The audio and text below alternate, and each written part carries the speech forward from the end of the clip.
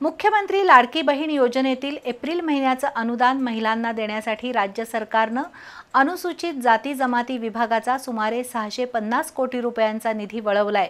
त्यामुळे अनुसूचित जाती जमाती विभागाच्या योजनांवर परिणाम होणार असल्यानं असा निधी वळवू नये, तसंच अन्य विभागाच्या निधीतही कपात करू नये अशी मागणी पीपल्स डेमोक्रेटिक पार्टी ऑफ इंडियाचे अध्यक्ष प्राध्यापक जोगेंद्र कवाडे यांनी केली आहे।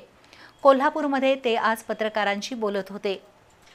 विविध कार्यक्रमांच्या निमित्तानं प्राध्यापक जोगेंद्र कवाडे आज कोल्हापूर जिल्हा दौऱ्यावर आले होते।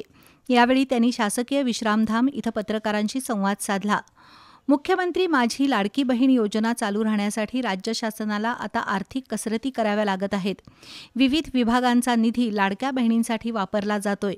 अनुसूचित जाती जमाती विभागाचा निधी सध्या वापरण्यात आलाय। भविष्यात अन्य विभागाच्या निधीवर गंडांतर येण्याची शक्यता आहे, असं प्राध्यापक कवाडे यांनी स्पष्ट केलं।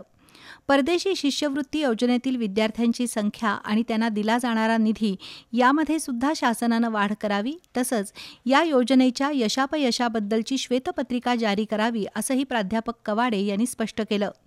पहलगाम इथं पर्यटकांवर झालेल्या दहशतवादी हल्ला प्रकरणी पाकिस्तानला मोदी सरकारनं कायमची अद्दल घडवावी अशी मागणीही कवाडे यांनी केली आहे। यावेळी नंदकुमार गोंधळी, सुरेश सावर्डेकर, बाळासाहेब कांबळे, लता नागावकर उपस्थित होते।